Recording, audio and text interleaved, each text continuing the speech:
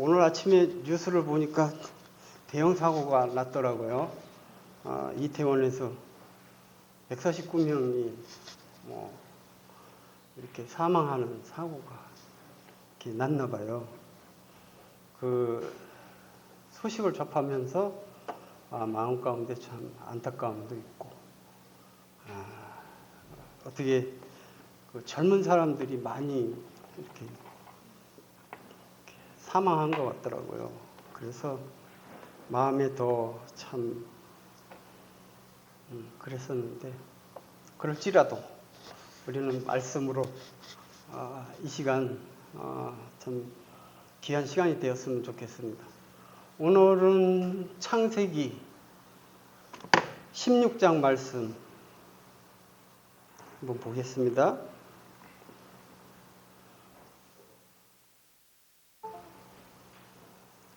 창세기 16장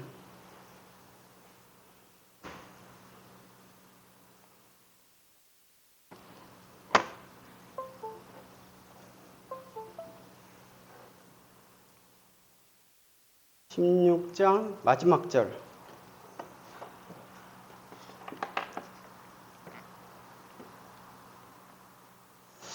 마지막 절을 이렇게 보게 되면 16장 16절입니다. 우리 같이 한번 읽어볼까요? 시작. 하갈이 아브람에게 이스마엘을 낳았을 때 아브람이 86세였더라. 그리고 17장으로 넘어가서 17장 1절 말씀을 또 같이 읽겠습니다. 시작. 아브람이 99세 때에 여호와께서 나타나서 그에게 이르시되 나는 전능한 하나님이라 너는 내 앞에서 행하여 완전하라. 네. 아브람이 86세에 그때가 이제 16장 마지막 절이 되면서 17장으로 넘어와서 몇 살입니까? 99세. 아직 이삭을 낳기 전입니다. 근데 보면 하나님께서 아브라함에게 매 삶 가운데 함께 하시고 그리고 간섭하시고 그리고 이끄셨던 그 하나님께서 왜 86세에 16장을 마치면서 17장으로 넘어와서 99세 나타나서 나는 전능하신 하나님이라 고 하셨을까요?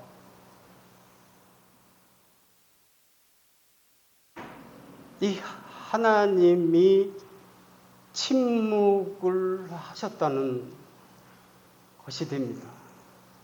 하나님께서 아브라함과 그렇게 말씀하시고 함께 하시고 그 이끄셨던 그 하나님께서 왜 갑자기 16장에서 86세로 마감을 하면서 99세에 갑자기 나타났어요.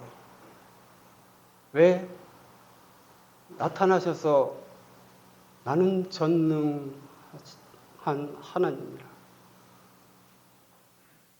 그러면서 뭐라 그랬습니까? 너는 내 앞에서 완전하라. 이렇게 말씀하십니다.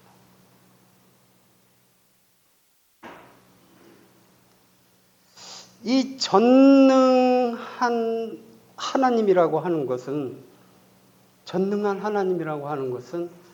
엘사다이.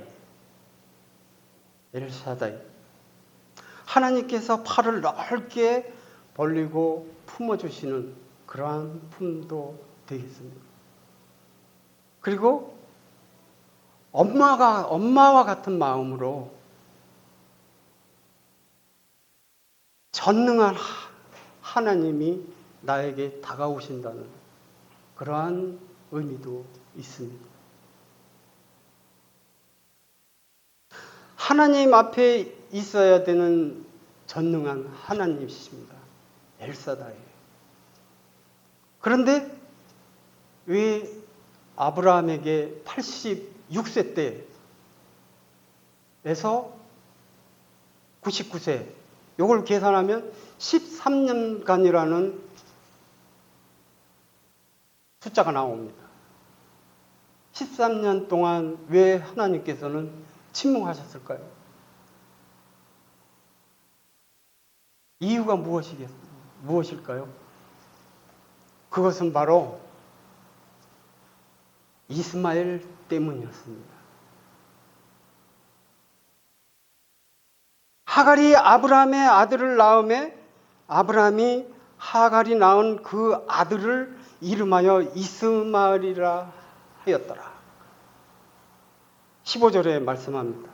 그래서 16장 16절 하갈이 아브라함에게 이스마엘을 낳았을 때 아브라함이 86세였더라. 이스마엘 때문에 그랬던 겁니다. 분명히 하나님께서는 아브라함에게 뭐라고 하셨습니까? 15장으로 가겠습니다.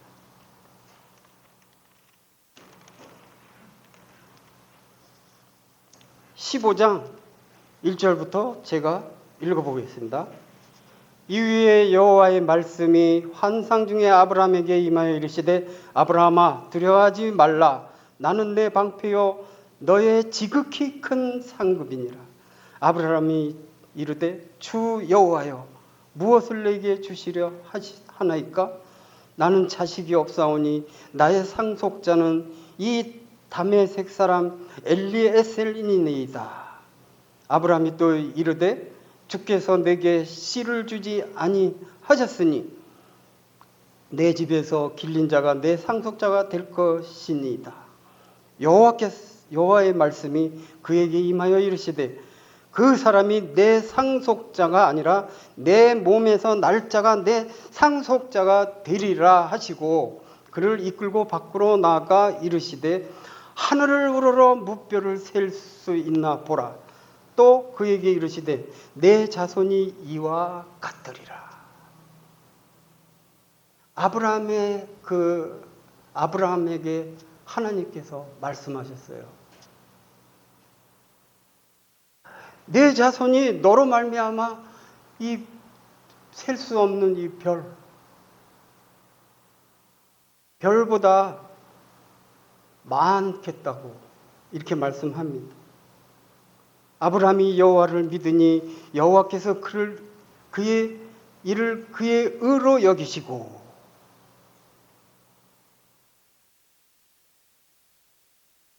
이 말씀을 보면서 분명히 아브라함의 씨에서 내 몸에서 날짜가 상속자가 되리라 했어요. 그런데 어느 날 어떻게 합니까? 사레가 아브라함 부인이 아브라함에게 남편에게 이야기를 합니다. 뭐라고 이야기합니까? 16장 1절 말씀 같이 보겠습니다. 1, 2, 3절 같이 읽어볼까요? 시작. 아브라함의 아내 사레는 출산하지 못하였고 그에게 한 여종이 있으니 애굽 사람이요 이름은 하갈이라. 사레가 아브라함에게 이르되 여호와께서 내 출산을 허락하지 아니하셨으니 원하건대 내 종에게 들어가라. 내가 혹 그로 말미암아 자녀를 얻을까 하노라 하매 아브라함이 사레의 말을 들으니라. 여기까지 읽겠습니다. 부인이 얘기를 하니까 아브라함이 부인의 말을 들었습니다. 이 남편들이 여자의 말을 참 잘 들어요. 부인의 말을 잘 들으면 자다가 떡이 생긴다고 그러잖아요. 그런 이야기도 있습니다. 이 부인의 말을 참 잘 들어요. 아담과 하와는 어떻습니까? 하와도 사탄에게 꿰어서 아내 말을 잘 듣잖아요, 아담이. 같이 먹지 않습니까? 그 이 장면을 한번 연상해 보시면 좋겠어요. 이렇게 남편이 잘 들어요, 이야기를.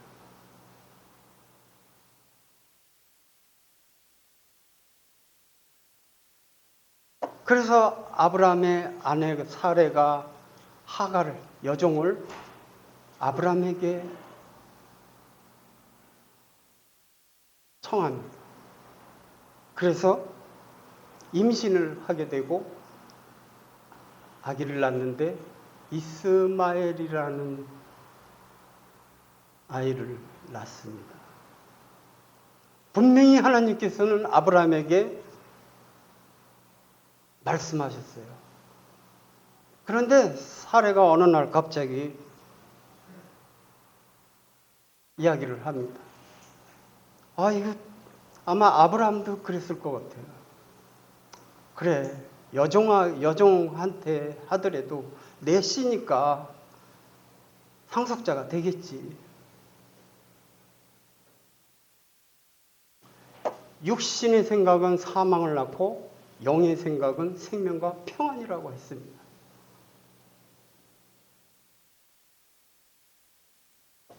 그래서 13년간 하나님께서 침묵을 하셨어요. 침묵을 한다는 게 얼마나 무서운지 모릅니다. 그렇게 아브라함과 함께 하시고 간섭하셨던, 그리고 아브라함의 목적이 되시고 이유가 되셨던 그 하나님께서 왜 13년간 아무 말도 하지 않았을까요? 우리 부부싸움을 하면 침묵하십니까? 침묵 많이 하죠? 먼저 저도 침묵할 때가 많죠. 침묵하면 살벌합니다. 그 순간이. 어떨 때는 몇 날 며칠 갈 수도 있고 서로 눈치 보느라고 바쁘고, 그러다가 이제 먼저 져주고 이제 같이 이야기를 하게 되고, 서로 먼저 누가 하든지 모르지만 좌우간 저는 제가 먼저 합니다. 저희 집사람하고 성격이 틀려서, 집사람은 한번 그 사건이 일어나면 주님하고 해결을 해야 돼요. 입을 덮어 쓰고. 옛날에 그랬어요. 주님이 말씀하시지 않으면 답이 없습니다. 그래서 해결을 해야지만 이제 저하고 대화가 되고 그랬죠. 그러면서 이제 자기 모습도 보게 되고, 그러면서 서로를 이해하게 되고, 그러면서 다정하게 되고, 서로 사랑하게 되고, 이제 없어서는 안 될 그러한 관계로 되게 됩니다. 참, 이스마엘을 출산하면서부터 하나님께서 침묵을 하셨는데, 하나님께서 침묵하신다는 것은 이건 정말 엄청 끔찍한 거예요. 아브라함으로 볼 때, 입장에서 볼 때. 그런데 갑자기 17장에 나타나셔서 나는 전능한 하나님. 전능한 하나님. 능력의 하나님이라는 것이죠.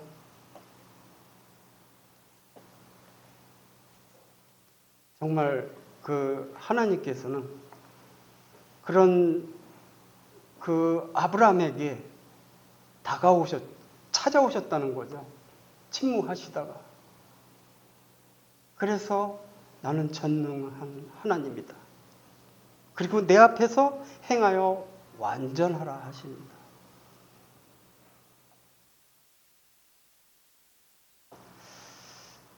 참, 이 말씀을 보면서 저는 어떻게 보면은 참 침묵하셨다는 것이 16장에서 17장으로 넘어가면서 어떻게 이렇게 13년 동안 침묵을 하셨을까라는 이 계산을 해보게 될 때, 참,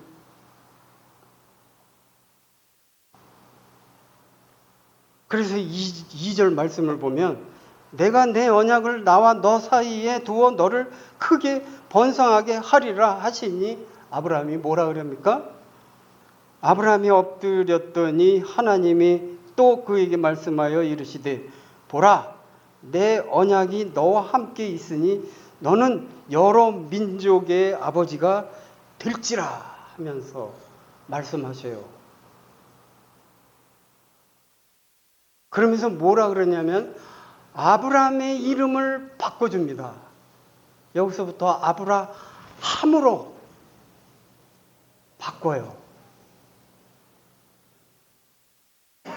아브라함이 3절에 보니까 엎드렸다 그랬거든요. 엎드렸다는 것은 하나님 앞에서 이제 회개한다는 뜻도 있습니다. 표현도 있고. 엎드렸어요. 잘못을 알았겠죠.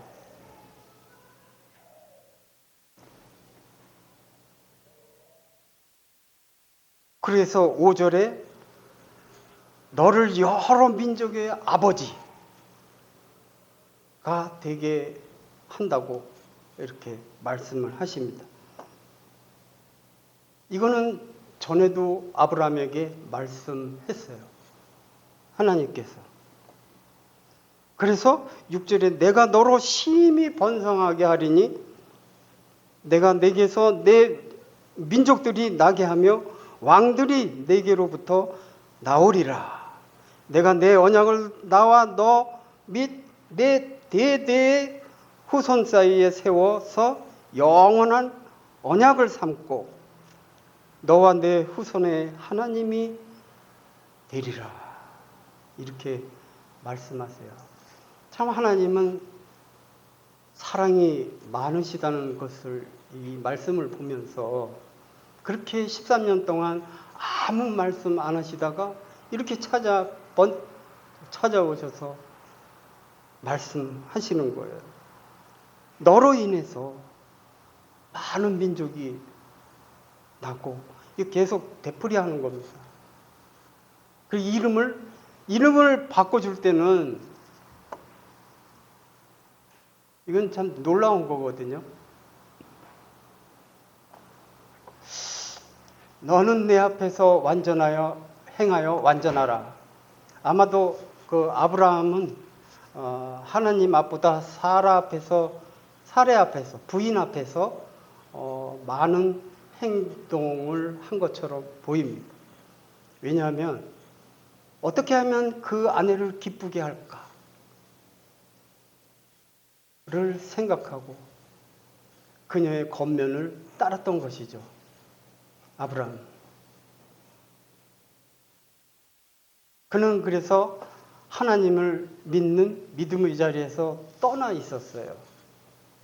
16장 1절로 4절 말씀을 보면 하나님을 떠나 육신의 생각에 사로잡혀서 아내의 말을 잘 듣지 않습니까? 이러므로 하나님의 그 명령은 다음과 같은 영향을 그에게 끼치는 것입니다. 뭐냐면 내 앞에서 행하라. 내 앞에서 행하라. 이렇게 말씀하셨거든요. 모든 일에 있어서 그는 전능하신 하나님께로 바로 그 앞에 그 임재 앞에 계신 것과 같이 행동해야만 했어요. 이것은 이 행하라라는 것은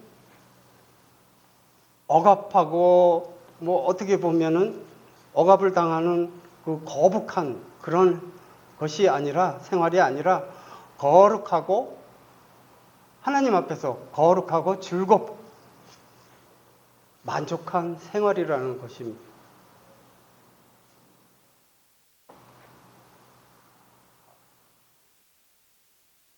이것이 바로 하나님과 우리와의 그 관계를 얘기할 수 있겠습니다. 아브라함에게 억압하는 것이 아닙니다. 그래서 3절에 보니까 아브라함이 엎드렸어요. 이 엎드린다는 것은 자기 자신을 겸허하게 낮춘다는 의미도 있습니다. 룻은 어떻습니까? 나오미 시어머니의 말을 듣고 엎드렸거든요. 그리고 시어머니의 말을 잘 따랐어요. 그렇게 얼굴이 땅에 닿도록 엎드렸다는 것이죠. 그때 하나님이 그에게 말씀하십니다. 뭐라고 말씀하십니까? 이후로는 내 이름을 아브라함이라 하지 않고 아브라함이라고 하리니 이는 내가 여러 민족의 아버지가 되게 한다고 말씀하고 있어요.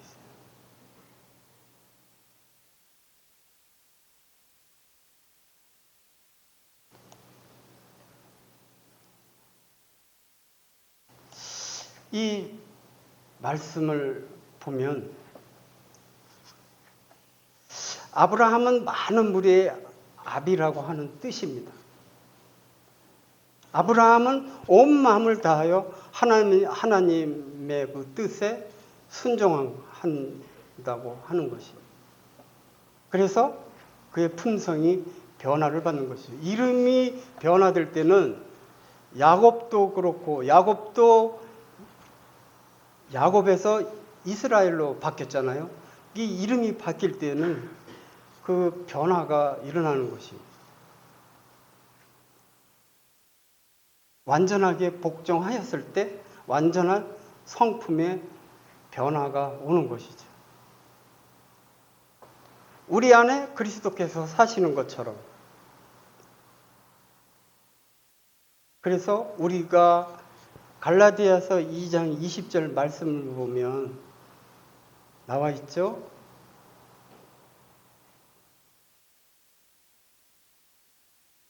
십자가에 같이 못 박혔다는 거. 그리스도 안에서. 이제 어떻게 삽니까? 나를 사랑하사 나를 위하여 자기 몸을 버리신 예수 그리스도. 그분으로 말미암아 사는 것. 그 믿음으로 살아가는 것. 그 아들의 믿음으로 살아가는 것. 이렇게 변화가 되는 것입니다.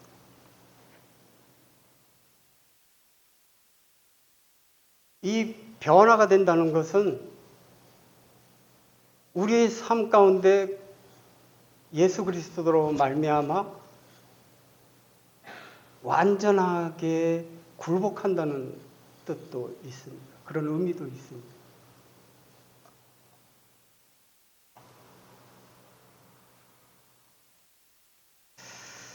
그래서 7절에 보니까 내가 내 언약을 나와 너 및 내 대대 후손 사이에 세워서 영원한 언약을 삼고 너와 내 후손의 하나님이 되리라 이렇게 말씀하고 있습니다.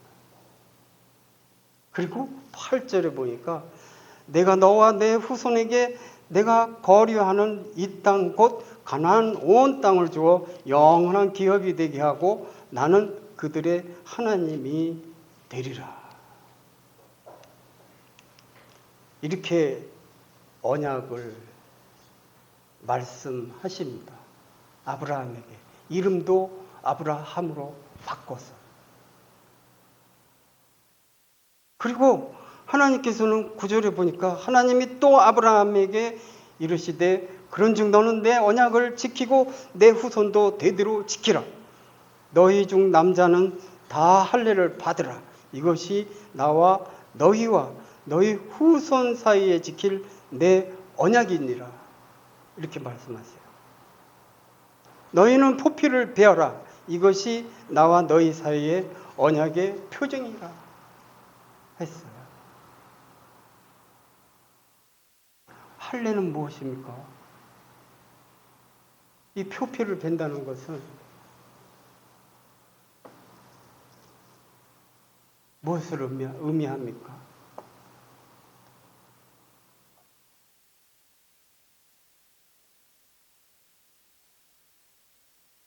이제 하나님의 자녀로서 성별된 자로서 살아가는 것입니다.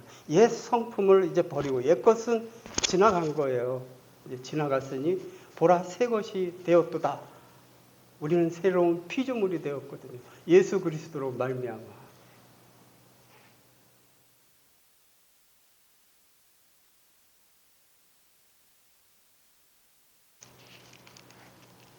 그래서 아브라함이 어떻게 합니까? 표표를 베게 됩니다.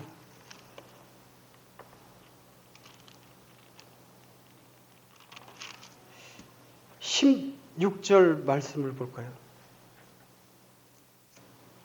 15절부터 보겠습니다. 하나님이 또 아브라함에게 이르시되 내 아내 사레는 이름을 사레라 하지 말고 사라라 하라.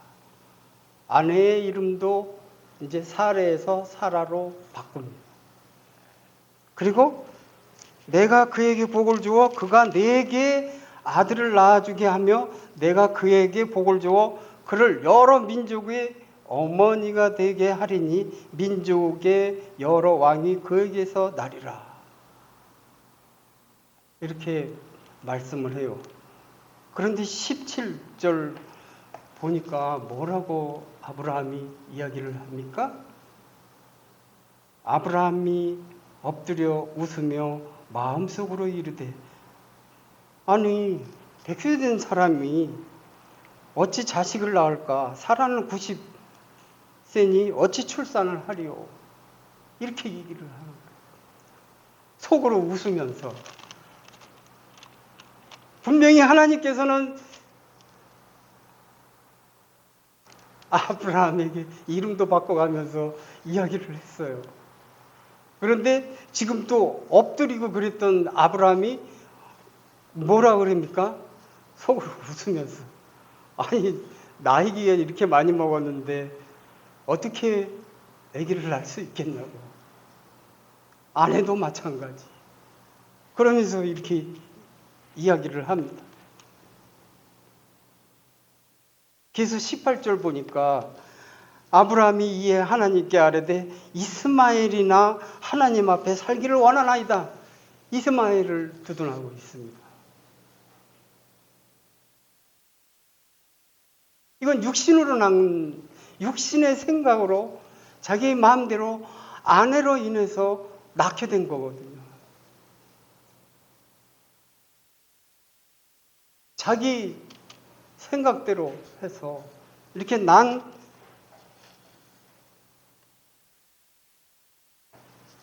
아들이 후손이라고 얘기를 하는 거예요.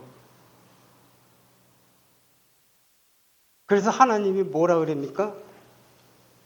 아니라 내 아내 사라가 내게 아들을 낳으리니 너는 그 이름을 이삭이라 하라. 이렇게 이야기를 합니다. 내가 그와 내 언약을 세우리니 그의 후손에게 영원한 언약이 되리라. 참 하나님은 인내도 많으세요. 막 웃고 그러면서 아니 100세 된 내가 어떻게 아들을 낳을 것이며 아내가 90세가 됐는데 어떻게 자식을 출산할 수 있을까? 하나님은 생각하고 있는 것도 꿰뚫어 보시잖아요. 말로 하지 않고 생각을 했거든요. 웃으며 마음속으로 웃었어요. 하나님 앞에서. 전능한 하나님 앞에서 웃었어요. 그래도 하나님께서는 사랑을 베풀고 계십니다. 인내하면서 아니다 라고 말씀하십니다. 그 이름을 이삭이라 하라. 내가 그와 내 언약을 세우리니 그의 후손에게 영원한 언약이 되리라고 말씀을 하십니다.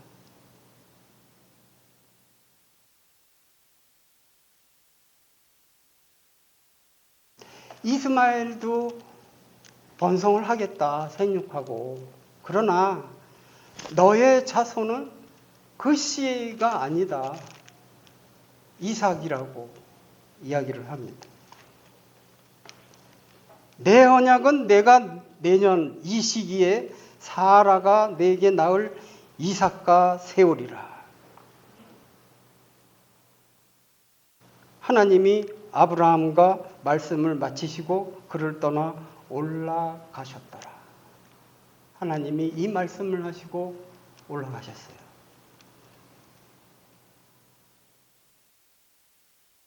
그래서 아브라함이 어떻게 행동을 합니까?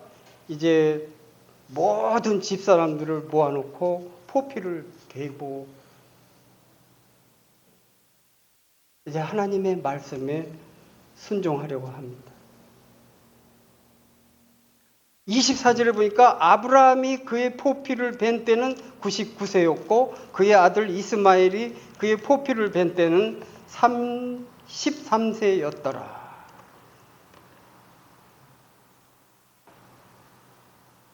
그 집의 모든 남자들이 할례를 받았어요. 할례는 순교를 의미합니다. 하나님으로부터 받은 은혜 가운데 순결의 은혜는 무엇보다도 귀한 것이죠. 할례는 더럽고 불결한 살갗을 잘라내는 것이기 때문에 순결을 위한 행위라고 할 수 있겠습니다.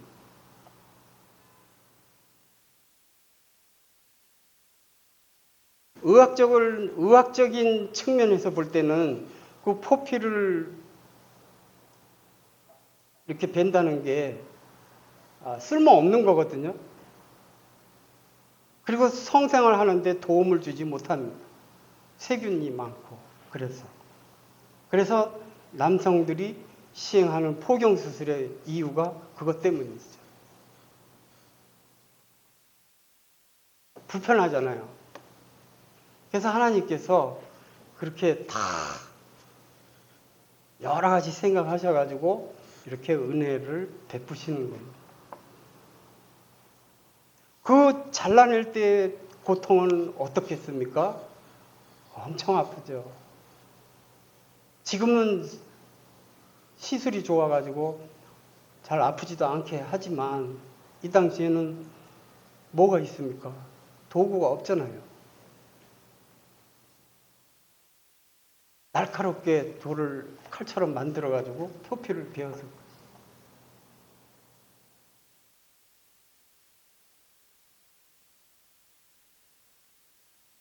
우리는 주님을 영접하고 그분 안에 거하고 있습니다. 이 세상에서 사는 동안 육신은 이렇게 사례처럼 아브라함처럼 나올 때가 있거든요. 시시때때로 육신이 드러나고 있습니다. 사탄이 그런 것을 방해하고 있어요.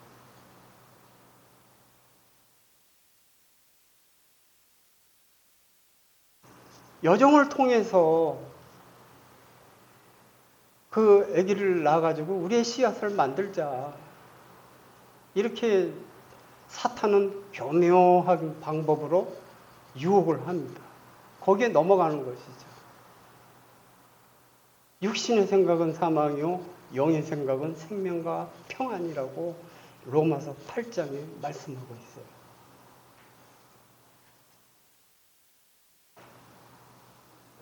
이 포피를 벤다는 것은 그 육신의 삶을 결벌하는 것을 의미합니다.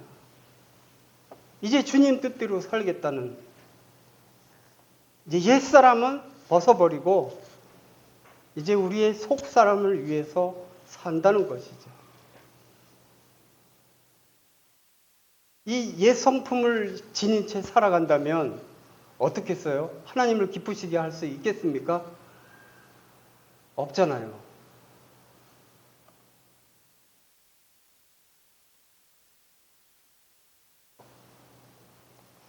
이 표피를 안 베면 뭐 사람마다 다 남자마다 다 틀리지만 엄청 길거든요. 이게 질병을 유발할 수 있습니다. 불편한 것이 많아요. 시인은 영적으로 볼 때는 더 그렇습니다.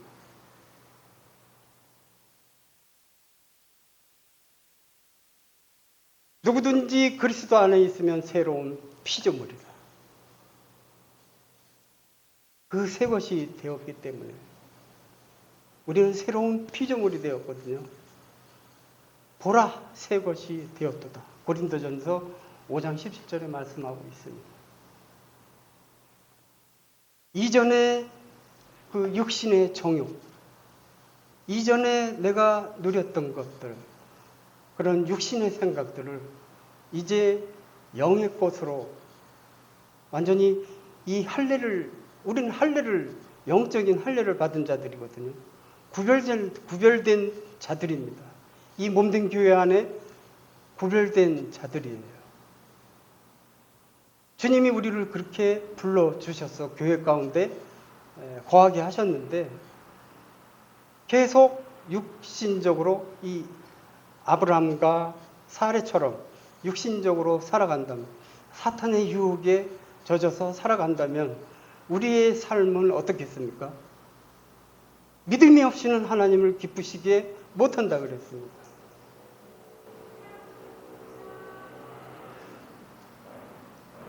우리가 하나님 앞에 나갈 때는 반드시 그가 계신 겁니다. 그리고 우리에게 상 주신 이심을 믿음으로 이렇게 나가야 된다는 것이.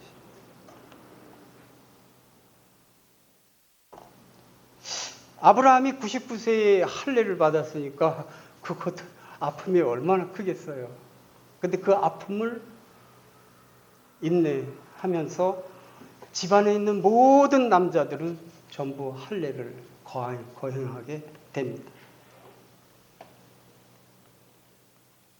이제 18장으로 넘어가니까 여호와께서 이제 계속 나타나십니다. 아브라함에게.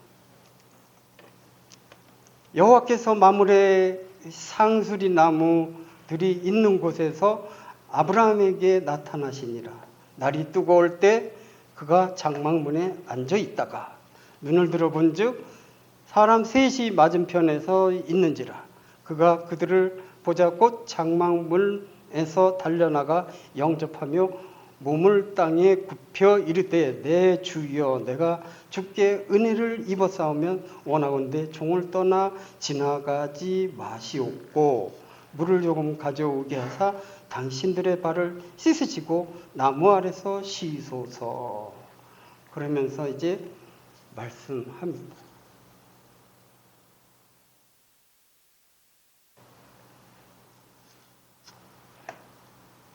여기 18장 11절에 보면 아브라함과 사라는 나이가 많아 늙었고 사라에게 여성의 생리가 끊어졌는지라. 사라가 속으로 웃고 이르되 내가 노쇠하였고 내 주인도 늙었으니 내게 무슨 즐거움이 있으리요. 이렇게 사라도 웃어요.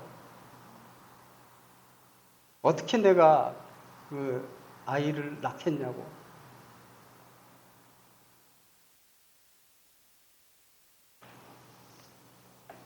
여호와께서 아브라함에게 이르시되 사라가 왜 웃으며 이르기를 내가 늙었거늘 어떻게 아들을 낳으리요 하느냐. 하나님께서는 이렇게 아시고 사라의 웃음도 아시고 이렇게 말씀합니다. 여호와께는 뭐라 그럽니까? 능하지 못한 일이 있겠느냐. 전능한 하나님이 17장에 그렇게 13년 동안 침묵하시다가 나는 전능한 하나님이다.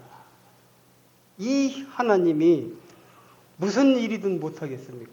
여호와께는 능하지 못한 일이 있겠느냐. 기한이 이를 때에 내가 내게로 돌아오리니 사라에게 아들이 있으리라 하면서 분명히 말씀을 하십니다.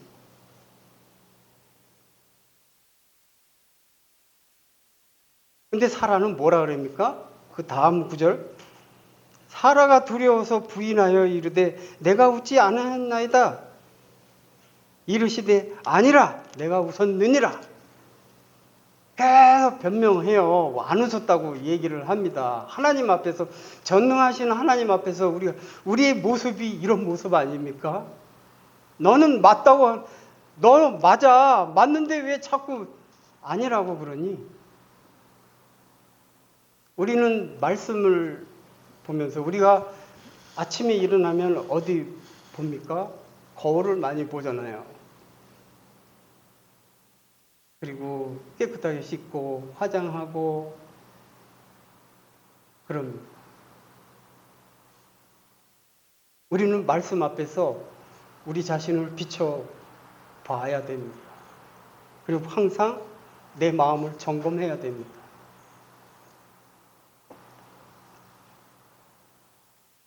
참 하나님은 이 내용을 보면서 사라가 두려워서 부인하여 이르되 계속 부인을 해요. 아니다, 웃었다. 이게 바로 저희들의 모습입니다. 내가 웃었느니라.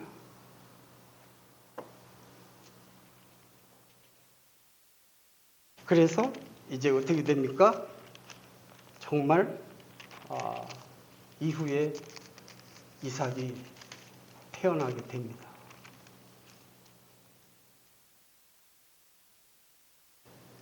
얼마나 전능하신 하나님이십니까? 우리에게 항상 다가오셔서 우리의 삶을 책임져 주시고, 아브라함에게 그렇게 13년 동안 침묵하셨던 하나님께서 이제 나타나셔서 나는 전능한 하나님이다. 내 앞에서 행하고 완전하라. 이렇게 하면서 말씀을 합니다. 아브라함과 사레의 이름을 바꿔주면서 이야기를 하십니다. 참 하나님께서는 이렇게 인정이 너무 많은 것 같아요. 다 참으시고 이렇게 웃고 그러는데도 막 이렇게 나 같으면은 막 화를 낼 텐데, 아니 내 말을 일러줬는데 안 믿으면 어떻게 할까요? 엉뚱한 얘기를 하고 그러면, 아니다 그러면 화 안 나겠습니까? 만약에 내 아내가 그러면 화날 것 같아요. 반드시 화나죠. 근데 하나님께서는 참고 아니다. 내가 웃었느니라. 그러면서 말씀을 하세요. 얼마나 사랑이 많으십니까? 얼마나 은혜가 많으십니까? 이런 전능하신 하나님께서 우리를 품어주시고 매 삶 가운데 그 삶을 간섭하시고 이끌어가시는 그 하나님, 전능하신 하나님, 엘사다이 하나님, 그분을 우리가 의지하고 산다는 것이 얼마나 기쁜 일인지. 그리고 우리는 주님의 몸된 교회 안에 거룩한 제사장으로 부름을 받은 자들, 구별된 자들이죠. 거룩히 여김을 받은 자들입니다.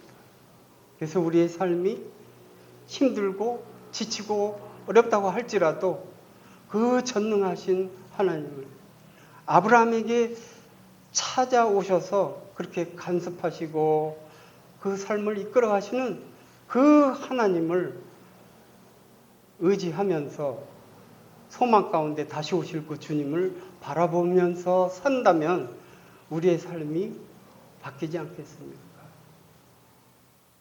영적인 삶으로. 우리 영적인 토피는 다 베어냈습니다. 이제 그 순결한 모습으로, 주님의 그 순결한 신부의 모습으로 오실 그 신랑 되신 그 주님을 바라보면서 산다면 우리의 삶이 얼마나 기쁠까요? 하나님께서 기뻐하시리라고 믿습니다.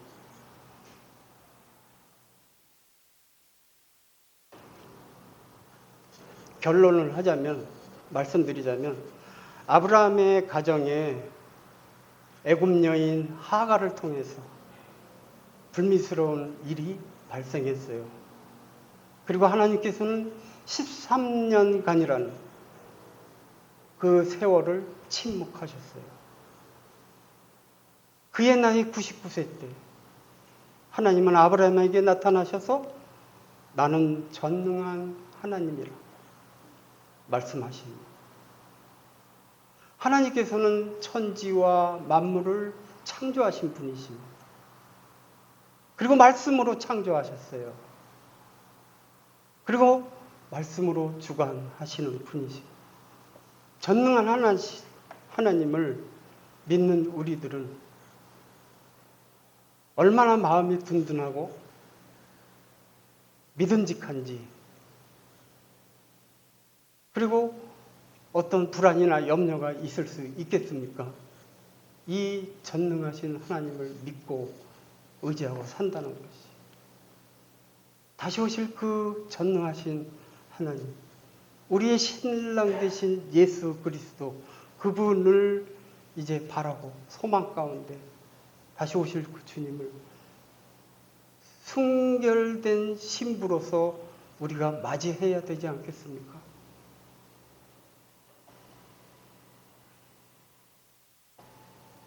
하나님께서는 아브라함의 그 이름을 아브라함으로 바꿔주셨어요. 그 시대의 이름을 바꾼다는 것은 한 사람의 호칭뿐만 아니라 그 인격과 삶의 변화를 뜻하는 것입니다. 하나님께서 택함받은 그 아브라함에게 불신의 삶에서 순종의 삶으로 변화를 요구하는 것입니다. 우리가 이와 같이 이렇게 성도가 된다는 것은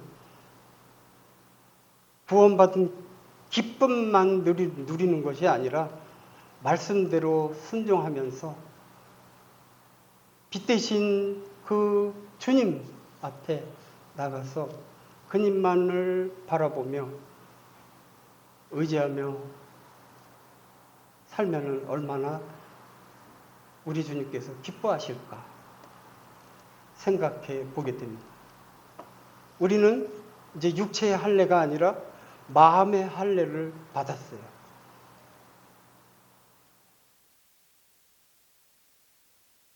그래서 하나님의 말씀으로 정말 순결한 마음으로 하나님의 말씀을 쫓아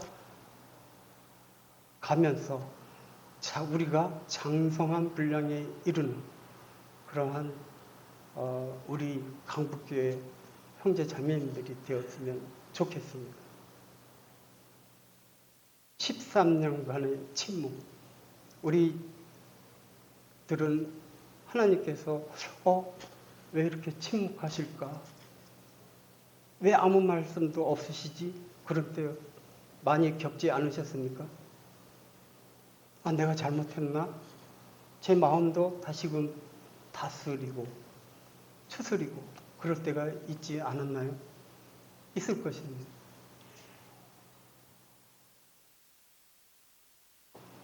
이제 우리가 더욱 기쁨으로 할례 받은 자로서, 영적인 할례를 받은 자로서 전능하신 하나님만을 의지하면서 살아가는 형제 자매님들이 되었으면 좋겠습니다. 저는 이제 말씀은 이것으로 마치고 며칠 전에 저희 어머니한테 다녀왔습니다.